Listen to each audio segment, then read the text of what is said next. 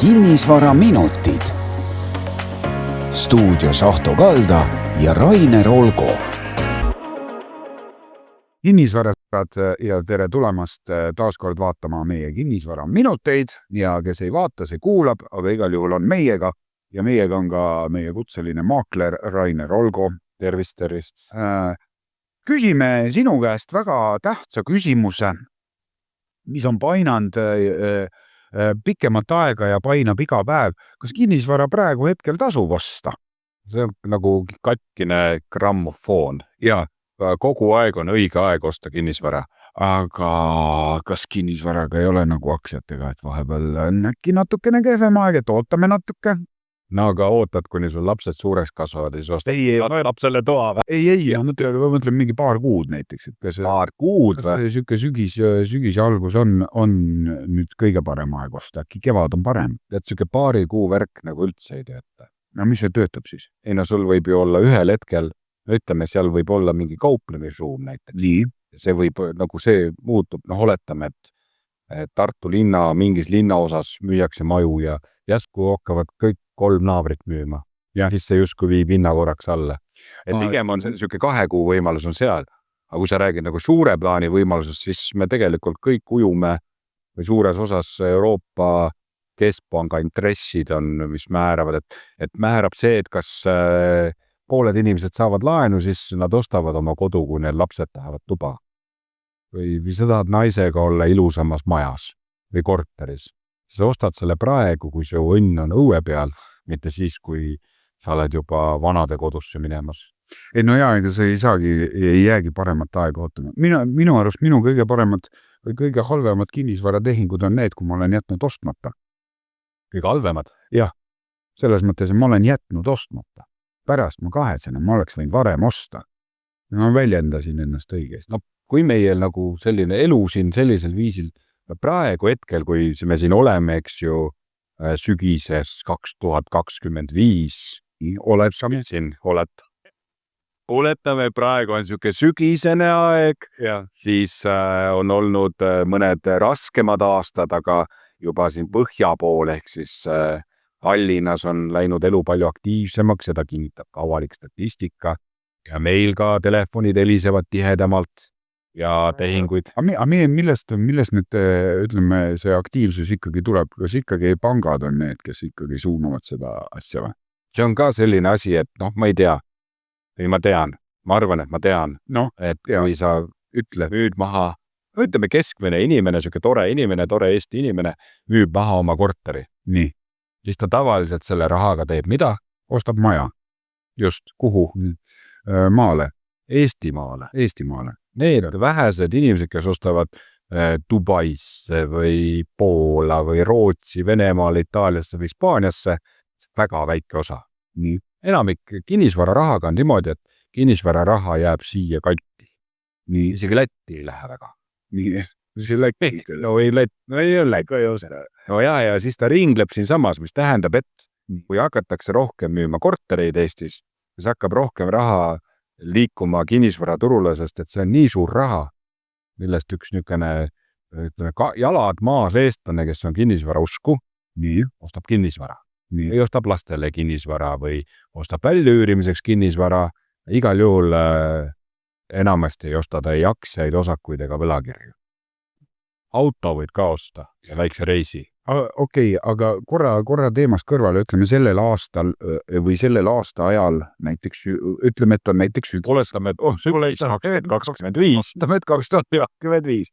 Kas praegu ostetakse rohkem nagu elamiseks kinnisvara või välja üürimiseks või ärikinnisvara või tegelikult ei ole vahet, et mingi sügisel nüüd ostetakse rohkem elukondlikku, kevadel rohkem äri, on vahet ka seal? Tuli üks trend meelde, üks huvitav mõte, ma ei tea, kas see päriselt, et on osad, kuulsin juttu, et on hirm, et meil on sisse rännanud meeletul hulgal ukrainasi. Nii, see on töökad inimesed tihtilugu, mitte kõik. Nii. Kes ostavad nüüd kinnisvara ja siis mingi selline mõte, et neil peaks eest ära ostma. Muidu nad ostavad ära. No muidu nad et lihtsam on ju osta ja neile välja üürida ja et see on üks, aga enamik kinnisvara ostatakse ikkagi nagu endale. Endale, ma arvan küll, jah. Kas ärikinnisvara turg on üldse siuke kuumturg või aktiivne või ütleme, või seal ikkagi ehitatakse ärihoone valmis ja siis seesama omanik on seal 30-40 aastat, kuni see maja ära laguneb või ikkagi panime nagu sujuvalt. maal küsimus. Me rääkisime elukondlikust kinnisvarast ja nüüd me kukkusime potsti ärikinnisvara teemast. Korra hüppe sinna siis hüppame. Väga erinev teema, et kui me oletame endiselt, et me oleme sügises 2025, siis oletame. Jah, et ärikinnisvara olukord on mõnevõrra arusaamatu. Arusaavad. Jah. Selge. Et elukinnisvara ja ärikinnisvara on ikkagi selles mõttes erinevad asjad. Et see kodud ja töökohad. Aga ütleme, kui tavaline lihtne inimene, kui pank ikkagi praegu ei taha anda sulle ikkagi 2-3 toalise korteri jaoks laenu, nii. Kas sa siis üürid seda 2-3 toalist või sa ikkagi punnid ja võtad selle 1 toalise ja hakkad sellega vaikselt pihta? No, vanasti veel oli siuksed inimesed, oletame, et sul on 3 last ka. Nii. 3 elad seal 20 ruuduses 3 lapse pluss abikaasaga. Googleda ja võtta IKEA lahti, vaata, kas on 3-kordset narimüügil. Ei ole, saab kuskil veel kapi taha panna või? Et ei, no vanasti oli kommunaalkorter, nii. Kus lihtsalt ega inimene, et on 2 asja, mis võib juhtuda, et rahvaarv suureneb nii. Ja teine asi, et mugavused suurenevad, ehk siis, et sinu pere enne, näiteks mina olin laps, mina elasin koos vennaga ühes toas, nari muide oli 2, tehti õde, taheti ka sinna tuppa suruda. Ei lasknud. Õnneks oli, õnneks kolisime. Et mäletan lapse põlve. Kui ei ole nii palju. No just siis eladki ninad ja kuulasin kuulus näitaja, rääkis televiisoris, kuidas tema elas Kristiines ja neil oli 8 ruutmeetrine korter. See elas tema ema, isa ja vanaema ja tema 4 ühe kohta 2 ruutmeetrit. Ja siis öösel laua peal oli keskel oli laud ja madratslaud vist oli ka vara. Ja täitsa... Ja... Aga Indias ja Hiinas ja seal see on normaalne elu ju. No just, et ega ongi, et sa küsid, et inimene elab vastavalt oma võimalustele ja kui saab, siis suurendab võimalusi. Ja mis pank teeb, annab sulle laenu ja kui laen läheb odavamaks, su võimalused suurenevad.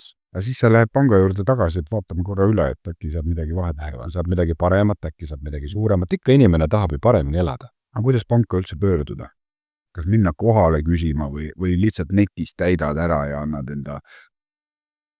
enda andmed sinna? Mulle nii meeldib, et see nagu, et me oleme liikunud skeema, nüüd me jõudsime kuidas minna panka. Minna panka. Mitte röövama. Mida teha enne panka minekut? Kas ikka käia ööklubides jauramas ja maksta tõppava? Kas ikka käia kasiinos? Pank ju vaata. Pank näeb ju, kus sa raha üle kandsid. Ja siis ju seal on mingi analüüsi tarkvara, ütleb, et tihti on niimoodi, et näiteks... tee nalja, et lased kellelgi kanda ja... Ei tasu teha kunagi nalja, et paned ülekande selgistuseks näiteks. Mis see võiks olla? Oi, see on ära seda kindlasti pane ja ära pane ka ühiskassa makse või puud või mingit siukest ära pane. Et see kõik... Ma ei tea. Trump võib panna. Ma ei tea. Et ära pane midagi keerulist, et vahel on niimoodi tõesti, et pane lihtsalt ülekanne. Just. Vaatad samasugused inimesed, samasugune perekond, samasugused enam-vähem sissetulekud ja üks saab ühest suurest pangast laenu teiste üldse. Et vastupidi teised. Ja miks ei tea? Ehk siis soovitus, mine kõikidesse pankadesse, enne kui sa hakkad kinnisvara soetama ja küsi kõigi käest. Okei. See on see soovitus. Ja täna on meil turul siukseid, kes eluaseme laenu annavad siukse mõistliku intressiga, neid pankasid on ikkagi rohkem kui 4. Ja enne ikkagi väldi neid väikseid laene.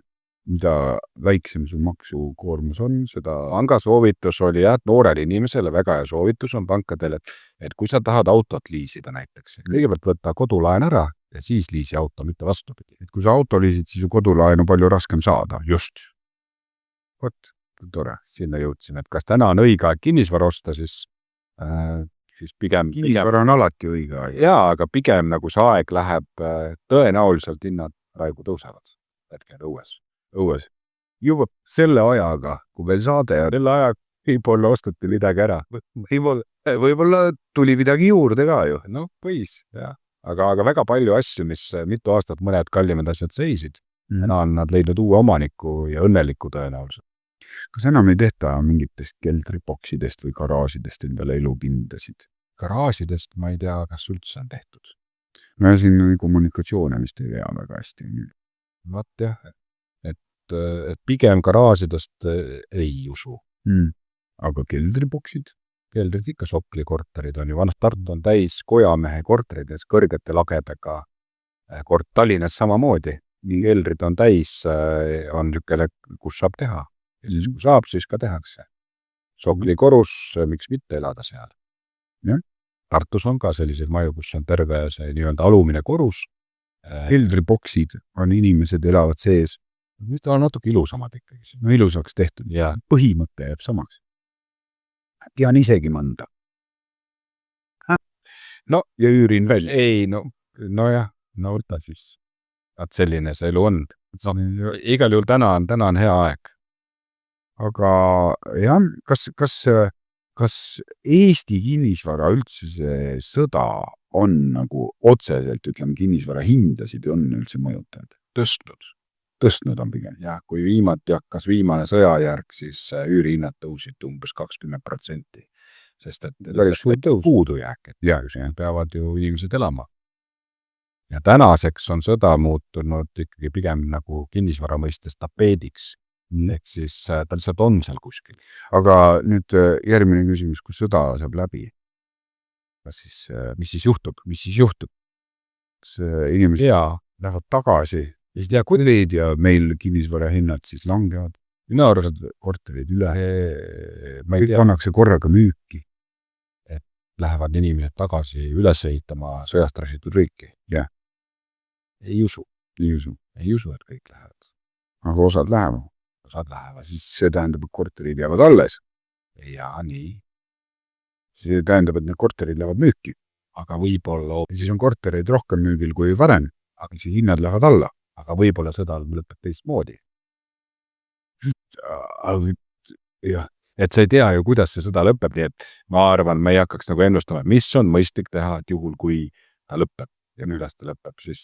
Karta siin ei ole mõtet, et ootame nüüd ära, kuni sõda läbi saab, siis vaatame, kas ostame endale korterit. Tasub ikka kohe ära ostama. Seal raha on, siis pane kohe laua peale. Vanade kodus elas üks mees, kes ootas ja vaatas ja siis elu oli läbi. Kusjuures mul tuleb ka, alati on ka minul mõni vürtsikas lugu rääkida. Koht, kus mina üles kasvasin. Meil oli seal all, oligi mingi 8-ruudune, siuke väike toakene, kus elas üks kurtum mees, kes haises, vana kunstnik, haises ja väga halval elujärjel. Ta isegi ei joonud alkoholi, aga ta oli nagu väga-väga halval elujärjel. Ja mingi hetk ta suri ära. Loomulikku või mida iganes. Ja ta poeg tuli ja siis, selles ruumis oli nagu neid asju oli ka nii palju, et ta ei mahtunud ise seal isegi ringi pöörama. Kogus mingit jama. 8 ruutu ja jama täis. Nii. Ja seda jama oli rohkem kui mõnel 200 ruudu peal oli tema mahutanud sinna 8 ruudu sisse ja täpselt sama oli ka puukuuriga. Ja poeg oli siis tühjendamas peale isa surma seda tuba ja ka puukuuri ja puukuuris leidis ikka päris mitu suurt kastitäit rublasid.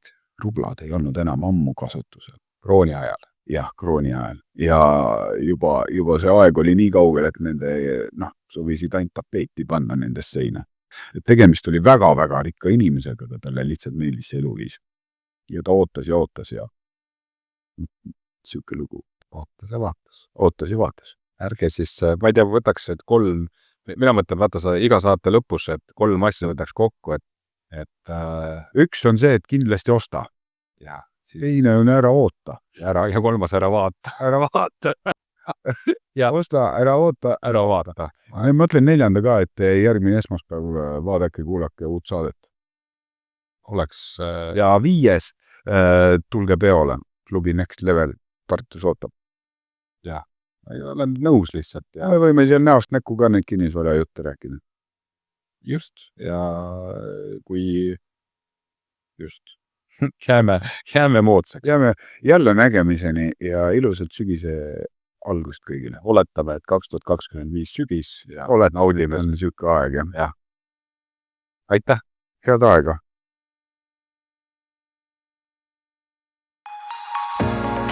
Kinnisvaraminutid. Stuudios Ahto Kalda ja Rainer Olgo.